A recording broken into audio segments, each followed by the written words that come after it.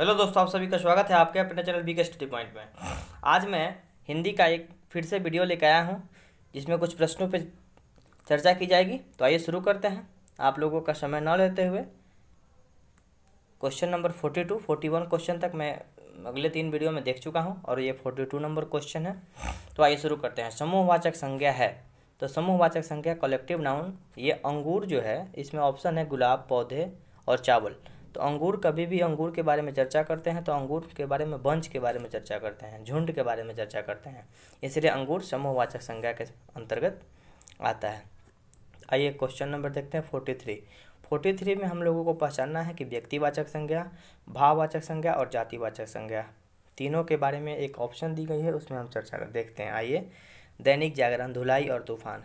सबसे पहले अगर हम लोग देखते हैं व्यक्तिवाचक संज्ञा यानी किसी खास व्यक्ति के बारे में चर्चा करना है, ऑप्शन नंबर 1 में देखना है।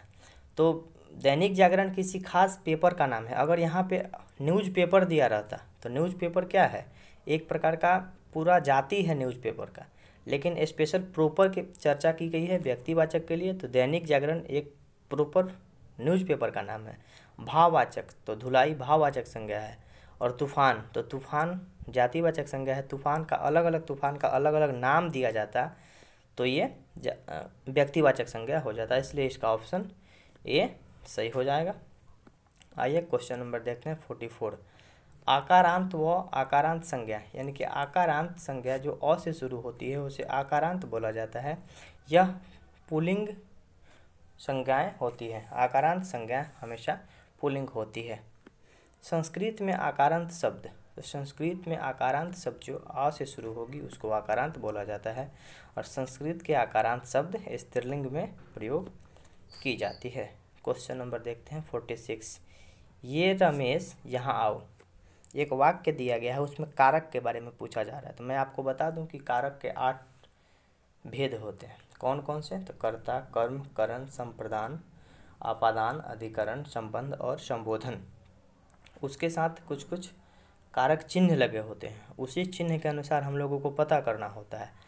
तो हे रमेश यानी कि शंभु, ये हे रमेश कहने का मतलब है, तो हम लोगों को एक बार पूर्ण रूप से देख लेना होगा कि कर्ता के साथ कौन सा कार चिन्ह लगेगा। तो कर्ता ने कर्म को करण से, संप्रदान के लिए आपादान से,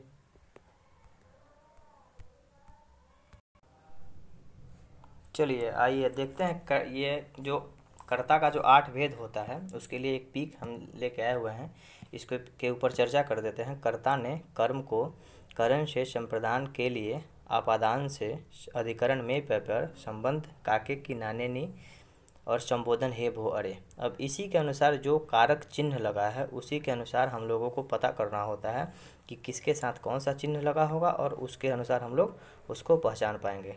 तो इसको आप लोग स्क्रीनशॉट ले लीजिएगा। तो आइए क्वेश्चन की तरफ चलते हैं। क्वेश्चन नंबर 48, कारक के चिन्ह देखने के बाद हम लोग आते हैं क्वेश्चन नंबर 48 में ए रमेश। तो संबोधन में हे, भो, अरे, हे, ए, ये सब जो जितने भी शब्द आते हैं ये संबोधन के अंतर्गत रखे जाते हैं, इसलिए इस क्वेश्चन का आंसर हो जाएगा संबोधन। इसको आप लोग अपने से भी 1-2 बार पढ़ लीजिएगा ताकि अच्छे तरह से समझ में आ जाए। क्वेश्चन नंबर देखते हैं 47, चिड़िया का बहुवचन।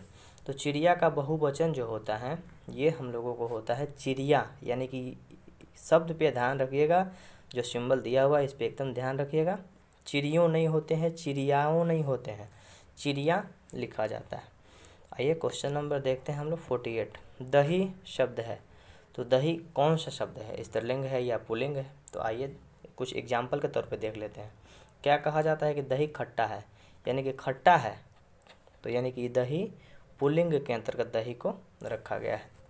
क्वेश्चन नंबर 1 और आया कारक से, गीता हाथ से मारती है। तो गीता हाथ से मारती है, तो से यानी कि करण, कर्ता ने कर्म को करण से, हाथ से, तो से जब लगा तो इसका मतलब इसका आंसर क्या होगा, डी हो जाएगा। ठीक है, ऑप्शन नंबर डी। आइए क्वेश्चन नंबर देखते हैं 50। संप्रदान कारक में को का प्रयोग किस अर्थ में होता है। तो संप्रदान कारक में को का प्रयोग जो होता है ये संप्रदान के लिए, बस केवल आप लोगों को कर्ता का चिन्ह याद रखना है और कर्ता से जितने भी प्रश्न पूछे जाएंगे आप लोगों का बन जाएगा। तो संप्रदान के लिए इसलिए इस क्वेश्चन का आंसर हो जाएगा ए। ठीक है, क्वेश्चन नंबर देखते हैं 51। वह कार मेरी है।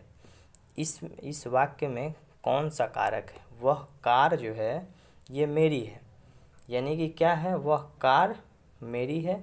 अब आइए इसमें पूर्ण रूप से समझते हैं कि क्या कहने का मतलब क्या है। तो संबंध जो है, काके की संबंध के बारे में हम लोग चर्चा किए थे, यानी कि वो संबंध दर्शाता है कि वो जो कार है वो मेरी है, यानी कि संबंध के रूप में दर्शाता है।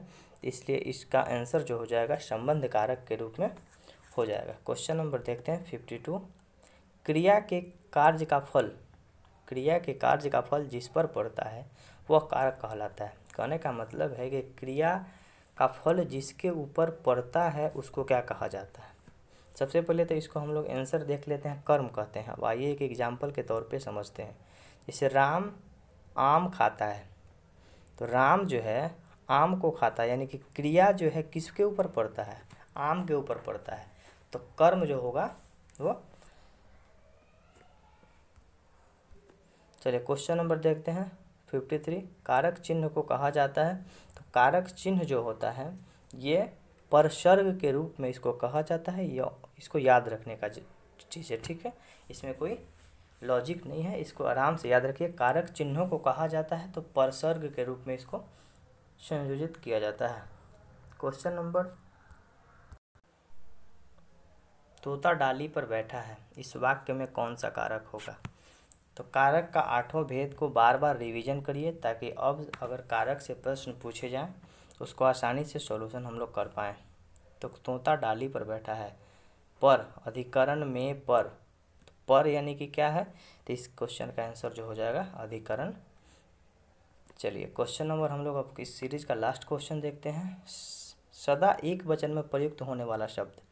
तो एक वचन में प्रयुक्त होने वाला जो शब्द है ये सहायता एक ऐसा शब्द है जिसको हमेशा एक वचन में प्रयोग किया जाता है। ये जितने भी शब्द है, पुस्तक, हस्ताक्षर, सोना, एक वचन से द्विवचन बहुवचन में भी हम लोग प्रयोग करते हैं, लेकिन सहायता एक ऐसा शब्द है जिसको बहुवचन में प्रयोग नहीं किया जाता है। तो ये सीरीज़ समाप्त होता है। अब आप लोग कमेंट करके बताएंगे कि ये वीडियो कैसा लगा। ओके, धन्यवाद।